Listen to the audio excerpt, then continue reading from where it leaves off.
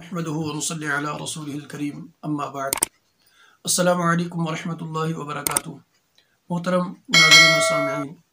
आज हम बात करेंगे कि दुआए हिज़्बुल बहर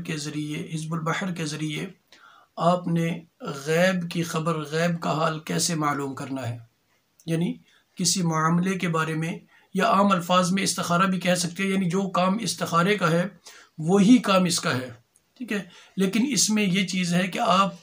किसी गैब, यानी जो आपका अजीज़ व अक़रबा, कोई दोस्त, कोई रिश्तेदार, कोई जानने वाला, या किसी काम के मुताल्लिक़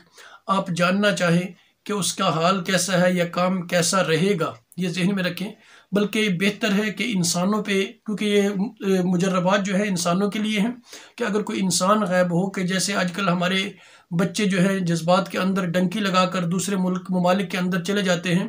तो जो पिछले घर वाले हैं उनको पता नहीं होता, परेशान होते हैं,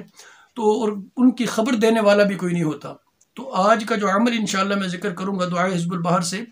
तो जब आप इस अमल को करेंगे, अल्लाह रब्बुल इज़्ज़त बिल्कुल वाज़े तौर पर, यानी जैसे आजकल LCD या TV वगैरह है, उसमें हर चीज़ यानी स्क्रीन चलती है, इस तरह अल्लाह रब्बुल इज़्ज़त उसके हाल आपको दिखा भी देंगे, और अल्लाह रब्बुल इज़्ज़त गैबाना तौर पर आपको मुत्तले भी कर देंगे, बता भी देंगे कि उसकी हालत कैसी है। बहुत ही आसान अमल है, इसमें मुश्किल ज़रा भी नहीं है और किसी किस्म का कोई परहेज़ भी नहीं है। बस शर्त सिर्फ इतनी सी है कि जब आप इस अमल को करें तो आपका जिस्म, आपके कपड़े, आपका बिस्तर पाक होना चाहिए। और बेहतर तरीका यह है कि आप जिस रूम के अंदर, जिस कमरे के अंदर आराम करें, इस अमल को पढ़ेंगे, तो वो कमरा मुकम्मल तौर पर बिल्कुल पाक हो, कि उसके अंदर कोई भी चीज़ नापाक मौजूद ना हो। तो ये तमाम चीज़ों का ख्याल करके जब आप इस अमल को करेंगे, इंशाअल्लाहुल अज़ीज़ आप पहले दिन तकरीबन 80% उम्मीद होती, अल्लाह रब्बुल इज़्ज़त के ज़ात से उम्मीद है कि 80% आप पहले दिन ही कामयाबी अल्लाह रब्बुल इज़्ज़त अता कर देंगे, यानी कामयाब हो जाएंगे ये पहले दिन। वरना 3 से 7 दिन के अंदर, यानी या 3 दिन या 7 दिन के अंदर बिल्कुल वाज़ेह हो जाएगा कि ये मुमकिन ही नहीं है कि आपको उसका हाल मालूम ना हो, आप तक खबर ना पहुँचे। तो आपने करना ये है कि जो मैंने बताया कि बिस्तरा पाक हो, जिस्म पाक हो, यानी आपका वो कमरा पाक हो, लिबास पाक हो, बावुज़ू हालत के अंदर आपने अपना जो अजीज़ है, जिसके बारे में आप ख़बर लेना चाहते हैं, आप जिसके बारे में जानना चाहते हैं, तो आपने उसकी तस्वीर अपने सामने रखनी है, या फिर अगर तस्वीर ना हो तो उसका नाम कम से कम आपने अपने सामने एक तो लिख के रख लेना। ये ज़हन में रखें, लिख के रख ले, तो फिर दुआए हिज़्बुल बहर को पढ़े। यानी सब बेहतर तरीका कि तस्वीर आपके पास हो, वो आपके सामने हो, तो फिर आप पढ़े, या फिर नाम उसका अपने सामने लिख कर रखें और फिर इस दुआ को आप पढ़ें। पढ़ने का बहुत आसान तरीका है कि आप पढ़ने से पहले उसका नाम या तस्वीर जो भी आपके पास हो, उसके ऊपर थोड़ी सी खुशबू लगा दें, लेकिन अतर लगाना है, आपने परफ्यूम नहीं लगानी। वो लगाने के बाद आप दुआ हिज़्बुल बहर को शुरू करें, और जब आप पहुँचे कि अम मुतालातिल गुयूबी, ये लफ्ज़ ज़हन में रखें, अम मुतालातिल गुयूबी इल्ला, यहाँ आपने, क्योंकि यहाँ पीछे जो है वो दुआ कर रहे हैं अल्लाह रब्बुल इज़्ज़त से कि या अल्लाह इन तमाम चीज़ों से हमें महफूज रख। लेकिन जब आप कहेंगे कि अम मुतालातिल गुयूबी, तो साथ इल्ला का लफ्ज़ कह के, इल्ला फ़ुलां बिन फ़ुलां, ठीक है, यानी बिलफर्ज आप जैद के बारे में जानना चाहते हैं कि इल्ला जैद बिन फातिमा, यानी वालदा, उसका वालदा का नाम भी साथ होना चाहिए। तो आप ये नाम लेंगे और दुआ हिज़्बुल बहर को मुकम्मल कर लें। इस तरह जितने उसके नाम के आदाद हों, अगर आदाद ज़्यादा हैं तो आपने सिर्फ़ और सिर्फ, ये नाम के आदाद, नाम के हरूफ हों, नाम के जितने हरूफ हों उतनी मरतबा, या फिर आपने सिर्फ़ और सिर्फ 4 मरतबा, यानी अगर हरूफ, नाम के हरूफ ज़्यादा है तो फिर सिर्फ 4 मरतबा इस तरतीब के साथ आपने इस दुआ को पढ़ना है। पढ़ने के बाद आप वो तस्वीर आपके पास हो या वो नाम लिखे हुए हों, आपने उनके ऊपर फूकने के बाद ये ज़हन में रखना है कि हर बार, यानी जितनी मरतबा आप दुआ हिज़्बुल बहर पढ़ेंगे, अम मुतालातिल गुयूब पे पहुँच करने के बाद आपने इल्ला,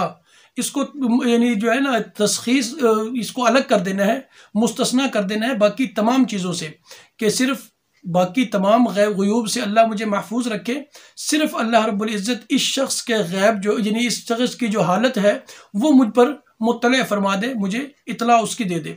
तो आपने हर बार जब भी इस लफ्ज़ पे पहुँचेंगे तो इल्ला फ़ुलां बिन फ़ुलां लाजमी कहना है, उसके बाद अपनी दुआ को मुकम्मल कर लें। जब आप इस तरतीब से कर लेंगे और चारों मरतबा आपने पढ़ के उस पर दम भी कर लिया, दम करने के बाद आपने उस तस्वीर हो या नाम हो तो आपने उसको फोल्ड करके एक तह करनी है। करने के बाद अपने तकिए के नीचे रखे, सो जाए। अगर तस्वीर हो तो तस्वीर बिल्कुल सीधी अपने तकिए के नीचे रखे और आप सो जाएं बावुज़ू हालत के अंदर। इंशाअल्लाह जब आप सही तरीके से इस अमल को करेंगे तो एक दिन के अंदर, पहले दिन इंशाअल्लाह अज़ीज़ 80% अल्लाह रब्बुल इज़्ज़त कामयाबी अता फरमाएंगे। अगर आप मुकम्मल यानी अगर बिलफर्ज पहले दिन नहीं होता किसी कोताही, यानी यकीनन ये जहन में रखें, ये ना समझा करें, ये ना सोचा करें कि मैंने फ़लाँ अमल किया है, फ़लाँ पढ़ाई की है, उस पढ़ाई का मुझे फ़ायदा नहीं हुआ। ठीक है, ये जहन में रखें कि ये कभी भी ना कहिएगा। हाँ, अलबत्ता अगर बिलफर्ज पहले दिन कामयाबी नहीं मिलती तो आप अल्लाह से दुआ करें किसी भी नमाज के बाद या नफल पढ़ने के बाद कि या अल्लाह, इसके अंदर आपका कलाम है, आपके सामने इल्तिजा है, वो बिल्कुल बरहक है, मेरे पढ़ने में कोताही है, इस कलाम में मुझे शक नहीं है। यानी अपनी आजिज़ी का इजहार किसी भी नमाज के बाद या नवाफिल के बाद आप दुआ करें। अगले दिन यानी उस रात को फिर पढ़े। इंशाअल्लाह अगर अल्लाह ना करे कि पहले दिन नज़र ना आया तो आप जब इल्तिजा करेंगे, अल्लाह के सामने अपनी आजिज़ी का इजहार करेंगे, तो दूसरे दिन या यानी सबसे ज़्यादा 7 दिन, यानी 3 से 7 दिन के अंदर अंदर बिल्कुल वाज़े तौर पर। और अगर आप बार बार भी देखना चाहें, अब बिलफर्ज पहले दिन आपने देख ली, हालत बिल्कुल वाज़े हो गई, आप कहें मैं दूसरे दिन फिर देखना चाहता हूँ, तीसरे दिन फिर देखना चाहता हूँ, जब तक आप चाहें, हर रोज़ चाहे, हर रोज़ इंशाअल्लाह अज़ीज़ अल्लाह रब्बुल इज़्ज़त उसकी हालत आपके सामने बिल्कुल वाज़े फरमा देंगे। लेकिन अमल यानी जब आप इस अपने मकसद को हासिल कर चुके होंगे तो फिर आपने करना ये है, इसके लिए ये ज़रूरी चीज़ है कि आपने करना ये है कि कुछ भी थोड़ा हो बहुत, तो जितना आपके पास अल्लाह रब्बुल इज़्ज़त ने तौफीक दी हो, तो आपने किसी गरीब और मुस्तहिक को थोड़ा सा सदका ज़रूर दे देना है। यानी पैसा हो, कपड़ा हो, रोटी हो, इसके अलावा दीगर अशिया है, कोई भी चीज़ आप किसी गरीब और मुस्तहिक को, पेशावर लोगों को नहीं देना, गरीब और मुस्तहिक को आपने सदका अपने कामयाबी के बाद लाजमी करना है। तो उसका ये फ़ायदा होगा कि नेक्स्ट टाइम आप जब ये करेंगे तो इंशाअल्लाह अज़ीज़ पहली रात से आगे जाने की आपको नौबत ही नहीं आएगी। अस्सलामु अलैकुम वरहमतुल्लाहि वबरकातुहू।